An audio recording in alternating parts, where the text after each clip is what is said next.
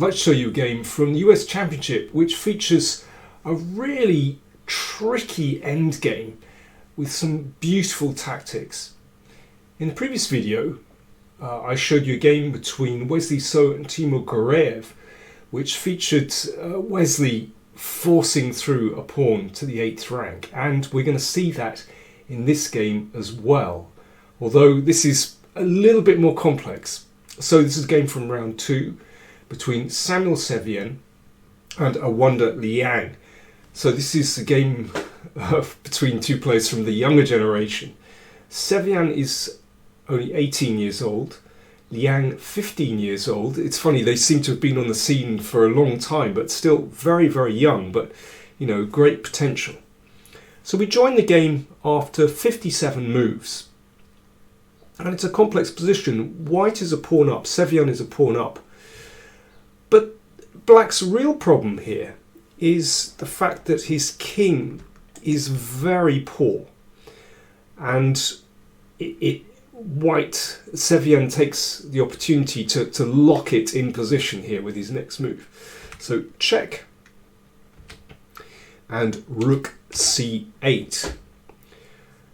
So Liang's problem here is that he can't move that bishop. So for example, if bishop a3, then white can actually deliver checkmate like this, rook g8.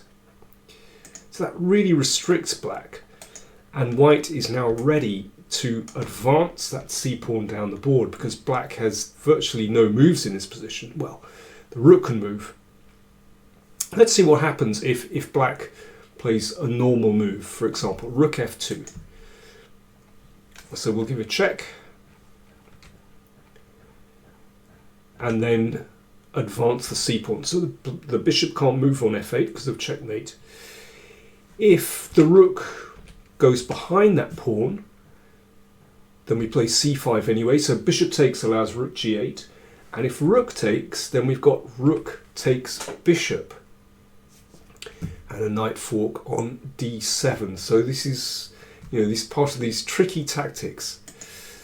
And more tricky tactics, let's see what happens if black takes the pawn. C-pawn advances. Okay, let's take another pawn and then go behind.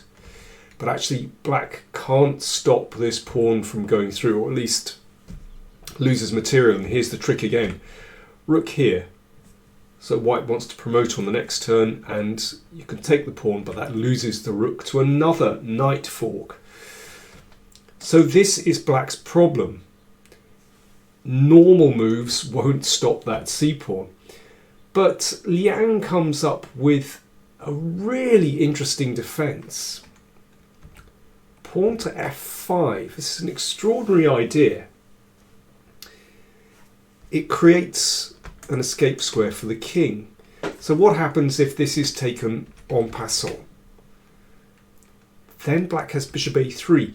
Incredibly, this is enough to draw the game. Black's threat is to deliver mate.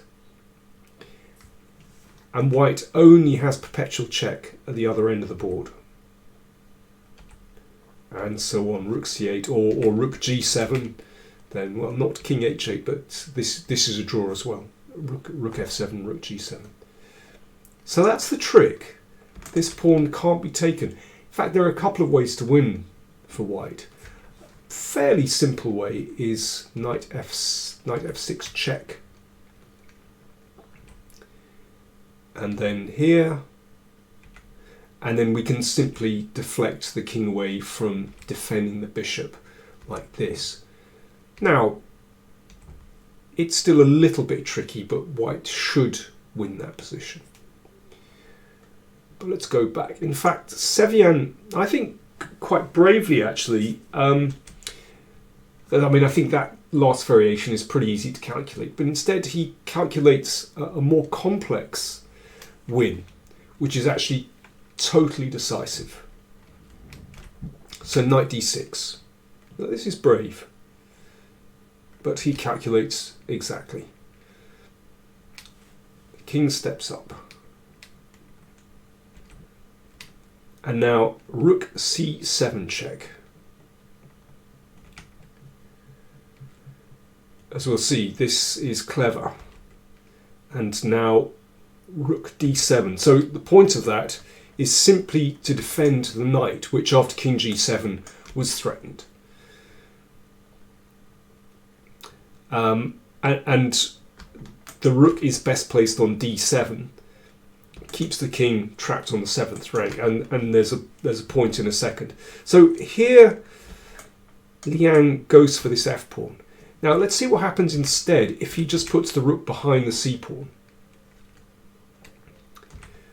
c4 anyway, and here is the point that after takes, pawn takes, rook takes pawn, and rook c7, so that the rook was absolutely correctly placed on the 7th rank. So it can be supported by this pawn, and then d7.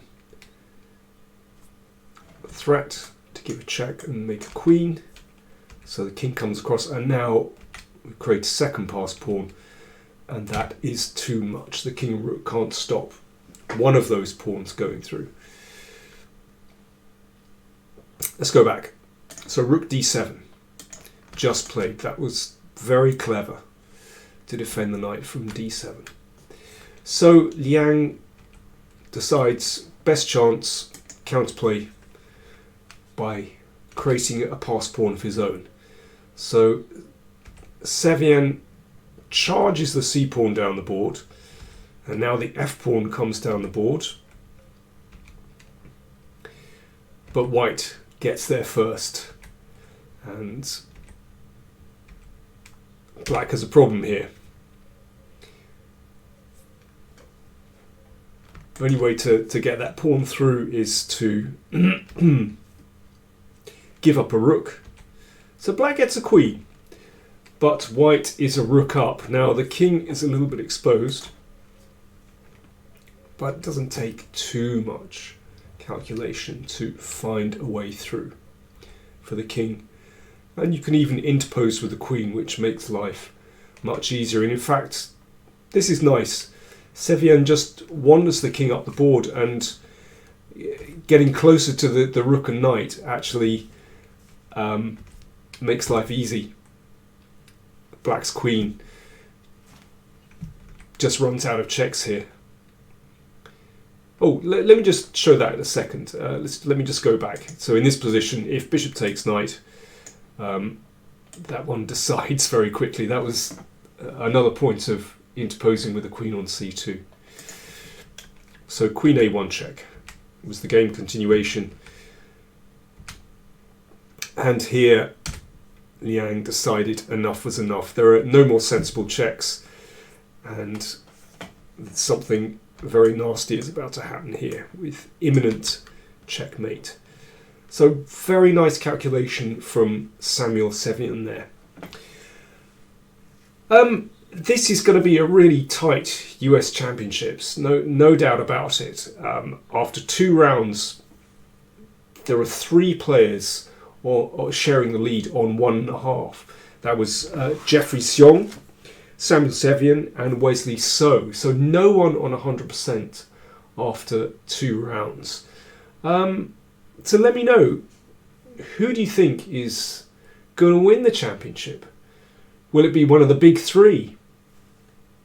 Caruana, Nakamura, or Wesley So? Or will it be last year's champion, Sam Shankland? Can he repeat his success? Or will it be one of the younger generation? Jeffrey Seong was very, very impressed by him at the Isle of Man Open tournament last autumn. He has a chance. So it's going to be really tight. Let me know on the channel. Tell us who you think's going to win. Or well, not only who you think's going to win, but who you would like to win. Two different questions maybe.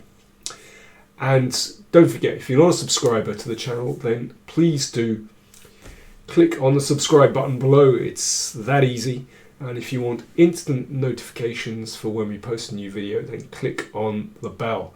And of course, if you'd like to support the channel, we'd be very grateful. Do check out the links in the description to patreon.com PowerPlayChess. Or if you'd like to make a one-off donation, then you can support us through PayPal. So, thanks very much for watching. and there'll be more videos from the US Championship coming up soon.